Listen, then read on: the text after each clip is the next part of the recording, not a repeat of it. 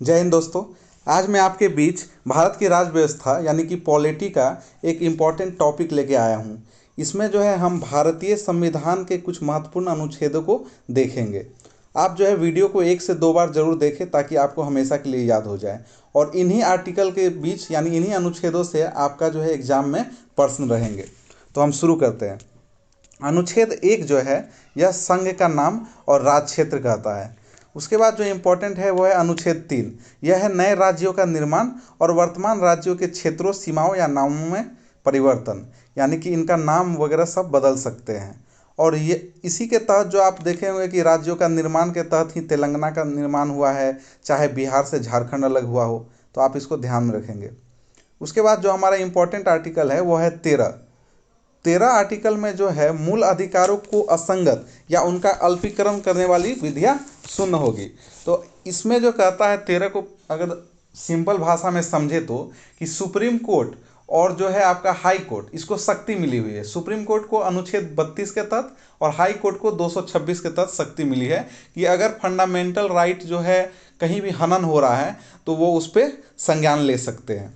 और हमें भी अधिकार मिला है कि हमारा अगर कोई बेसिक जो है फंडामेंटल मूल अधिकार उसका हनन होता है तो हम सीधा भी सुप्रीम कोर्ट जा सकते हैं। तो ये अनुच्छेद 13 है जो कि इम्पोर्टेंट हो जाता है। अनुच्छेद 14। 14 कहता है विधि के समक्ष समानता, यानी कानून के समक्ष सब बराबर है, चाहे कोई बड़ा आदमी हो या छोटा आदमी हो। यह अनुच्छेद 14 हमें देता है। उसके बाद 16 अनुच्छेद कहता है कि लोक नियोजक के विषय में अवसर की समानता, यानी कोई भी सरकारी नौकरी के लिए कोई फॉर्म निकलता है तो इसमें सबको बराबर मौका मिलना चाहिए। उसके बाद अगला आर्टिकल जो हमारे लिए इम्पोर्टेंट है वो है 17।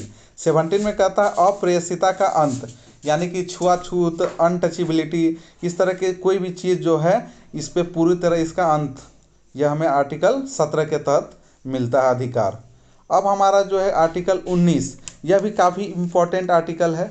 इसके तहत वाक्य स्वतंत्रता, अभिव्यक्ति की आज़ादी, अभी प्रेजेंट समय में भी चल रहा है कि क्या बोलना चाहिए क्या नहीं बोलना चाहिए, सोशल साइट पे भी क्या होना चाहिए।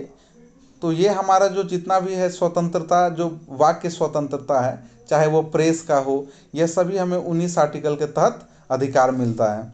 उसके बाद जो हमारा अगला आर्टिकल है वो है 21।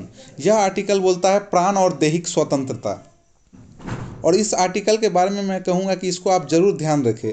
यही एकलौता ऐसा जो आर्टिकल है जो कि इमरजेंसी के समय भी यानी आपातकाल के समय भी खत्म नहीं होता है। तो प्राण और दैहिक स्वतंत्रता आर्टिकल 21, इसको ध्यान रखेंगे।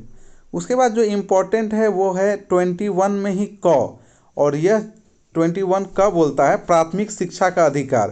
प्राथमिक शिक्षा का अधिकार, तो आप इसको एकदम ध्यान रखेंगे इन सब बातों को। अब जो अगला आर्टिकल आपके लिए इम्पोर्टेंट है वो है आर्टिकल 31। 31 आर्टिकल इसलिए इम्पोर्टेंट है क्योंकि यह पहले फंडामेंटल राइट के अंतर्गत था, जिसको कि अब हटा दिया है। 44वें संविधान संशोधन 1978 में इसको हटा दिया गया है और इसको अब जो है लीगल राइट के तहत में अनुच्छेद 300 में रखा गया है। तो इसको ध्यान रखेंगे, आर्टिकल आपका 31। उसके बाद हमारा जो अगला आर्टिकल है वह आर्टिकल 32, मौलिक अधिकारों को परिवर्तन कराने के लिए रीट सहित उपचार। यह जो है सुप्रीम कोर्ट को शक्ति देता है, मैंने बताया था, जिसके तहत वो रीट जारी कर सकता है। 5 तरह का रीट होते हैं, हिबस, करबस, ये सब हम आगे पढ़ेंगे, इसको अभी रहने दीजिए। पर ये याद रखिए कि 32 ही ये शक्ति देता है कि मूल अधिकार जो है उसको किसी मूल अधिकार का जो बेसिक स्ट्रक्चर है संविधान का, उसको जो है किसी भी तरह से ख़त्म नहीं किया जा सकता है। यह 32 में ही है। उसके बाद जो हमारा इम्पोर्टेंट आर्टिकल है वो है हमारा 38 आर्टिकल। 38 आर्टिकल ये हमारा डीपीएसपी के अंतर्गत आता है, यानी कि नीति निर्देशक तत्व के अंतर्गत आता है 38 आर्टिकल। और 38 आर्टिकल जो है राज्य को यह शक्ति देता है कि वह लोक कल्याण के लिए सामाजिक व्यवस्था बना सकता है।